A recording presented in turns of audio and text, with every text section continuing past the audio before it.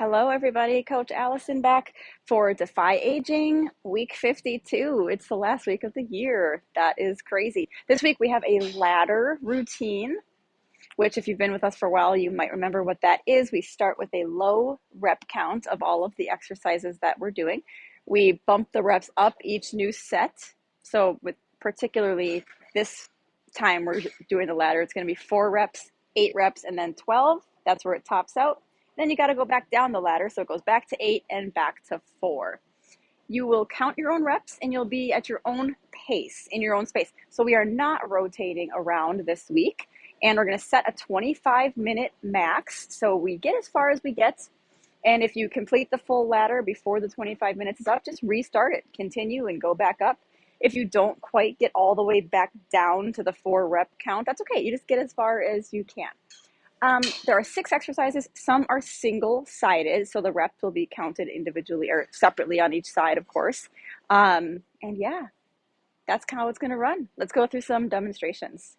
All right, the first, well, not stations, I guess. I was going to say the first station. The first exercise, because you're going to be in your own space, is a half kneel wood chop. So this one's going to get the shoulders quite a bit, but more so it's a core strengthening and a lot of stability as well. So our half kneel position, many of you are familiar with that, 90-degree bend in each knee. Make sure your front leg is just out at its natural hip gait. It can be tempting to want to put the leg way out here for more stability, and it's fine. It's not going to do any damage. However, we want to keep things in alignment, and also we want to work on improving the stability. So we don't want to purposely make it easier, if that makes sense. So just your natural, like this is my natural hip like gait, so I'm going to keep my leg pretty much right there.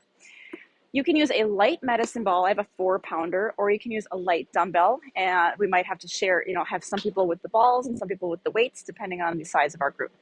We start in the down position in this open space of the side with the down leg, arms fully extended. And then we rotate up and back. It's very similar to our stretch in our warm-up. Up and back, let your head follow your hands. And again, down.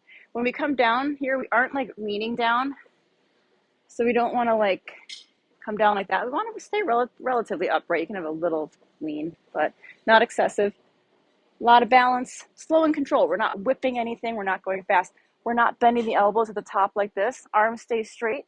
Only thing moving is your torso. So your chest and your shoulders, right? And if you're using a light dumbbell, you'll hold it on the ends like this. My only thing I don't love about the dumbbell is some people find it tempting to kind of do this, and I don't know why. But so try not to do any of this rotation with your, so look at my dumbbell staying nice and still. I'm not going down like this and twisting up like that. We're going to do the counts separately on each side. So you finish one side and of course switch and go the other way. If you are unable to kneel, get down to the floor, we do there's 2 options. The first one is a little trickier because we're going to stagger our stance. So as you can see, I took basically that half kneel from here, just kind of brought it up to a staggered stance. Same thing, go up and back like this, control it down. And if that does make you feel too unsteady, because it is quite a bit of balance when you're standing up and staggering your stance and rotating, stand with a normal parallel, stance, and we do that rotation like so. A couple options there. Alrighty, long demo on that one. I apologize. That is our half kneel wood chop. Exercise 2 is a goblet hold with a high knee, or a march, but I call it high knees. Okay, you can hold at the base of the handles like so, or you can kind of hold the bell in the hand. I prefer this personally. Close to your chest, but not touching it, so a little bit out here. And we do controlled high knees. So we aren't going for speed here. We're going for height and control. So if we do them too fast, it takes out some of the need for the balance and the control. Okay, and again, we're going for height. If you can break parallel, like this would be parallel. If you can break parallel and go higher, give it a try. It's a little tougher. That one will be quick because the count is separate on each side, but it's a very fast movement. So that one will not take you too long. Choose a challenging weight. It's going to be heavier you go, the more shoulder muscles and the more abs. So choose a challenging weight, and that's our goblet high knees. Exercise 3 is push-ups. I think we had them 2 or 3 weeks ago. We're going to revisit them. Yeah, everyone's favorite. I'm not going to demonstrate because we've done them a million times, and your coach will demonstrate all that, all the options for you. But we can do knees or toes on the floor, and we can, of course, do an incline, or we can even do a wall. So there's an option for everybody, I promise. If you hear push-ups and you say, oh gosh, I cannot do a push-up, yes, you can, because you can, if needed. I guess I have my back to you now, but this is a wall push-up, and I know everyone can do that. And then if that's not challenging enough, you go to an incline. So put your hands on a box or something, an incline. Anyways, so everyone can do them, I promise. We might all do a different variety of them. And keep this in mind, you can do different versions of them for the different sets. Like the 12 reps, that's a lot of push-ups. So maybe we're going to do wall or incline for the 12 reps. But the 4 and the 8's more manageable. It's a smaller rep count. So maybe for those, we can try the knee push-ups on the floor.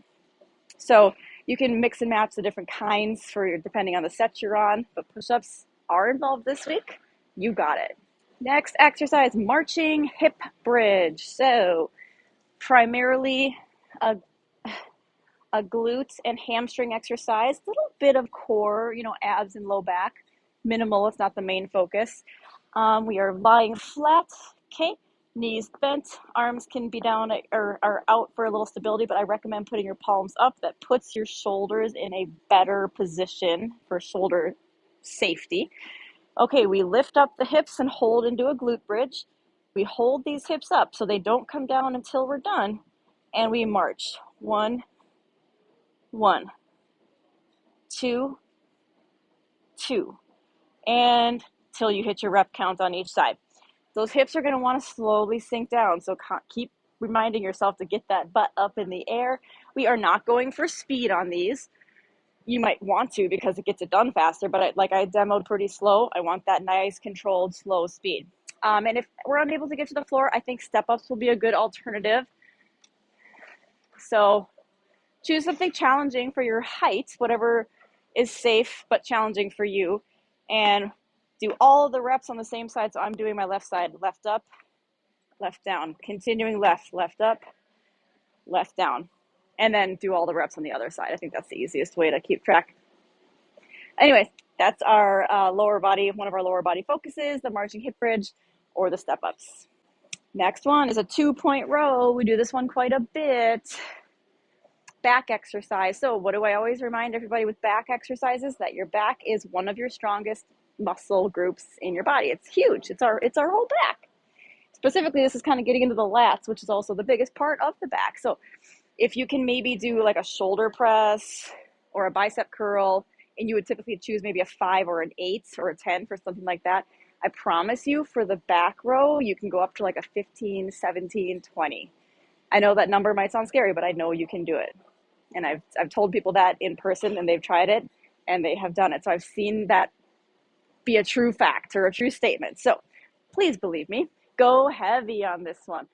And since it's, we're pulling up like this, the worst that can happen, because I know no one's going to grab something too insane of a weight. We're not going to grab a 70-pound weight.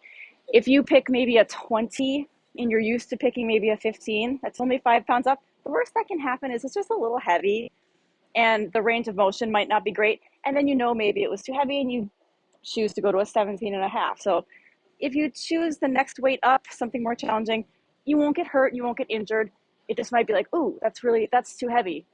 And you'll put it down and choose something else. So really going to encourage the heavier weights here. We support ourselves on our front leg.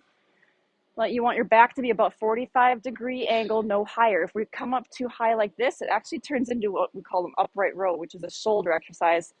And it's not the best shoulder exercise, so we want to avoid that one.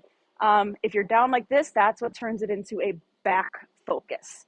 Pull that weight up and back towards your lower rib cage, not up here towards the armpit or chest. Don't shrug your shoulders, so keep this distance here. You have support here on your front leg.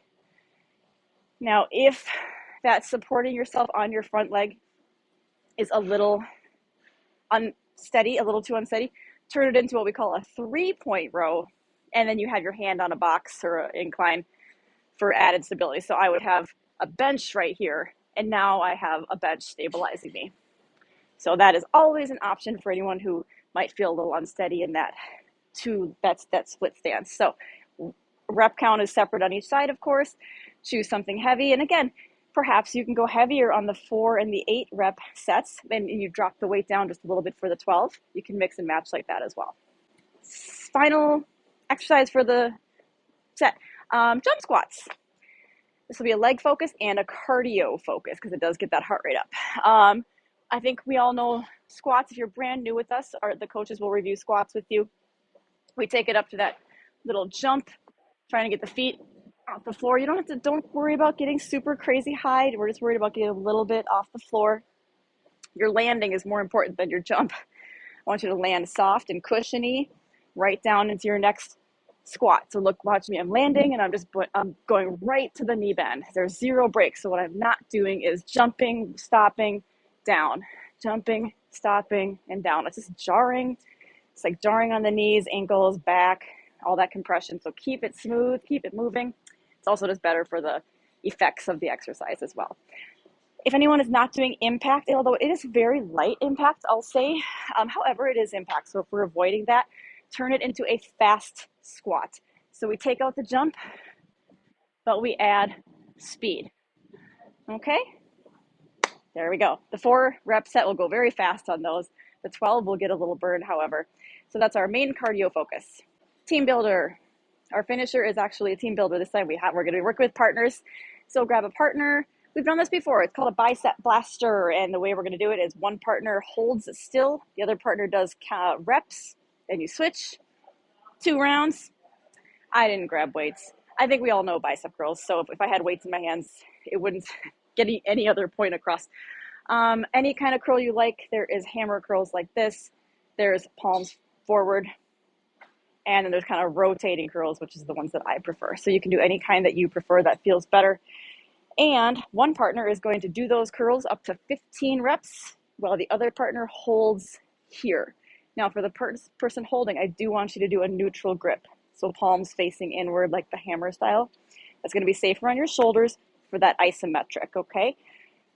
Upper arm right along your side. So upper arm is not drifting back here. That kind of takes the challenge away. So right here. And we hold that while the partner is doing their 15 curls. Switch. After you switch, take a minute rest. I beg you, take a minute rest or their arms are not going to have enough juice, enough energy for a second set. 60-second rest and do a second round of that. All right, your biceps are really going to feel it after that. Okay, everybody, that wraps up week 52. So yes, week 1 does kind of December bleeds into that a little bit. So it still will be a few days of December when we hit week 1, but that week will also have a new warm up and a new cool down for January and February. And I'll see you back with that video.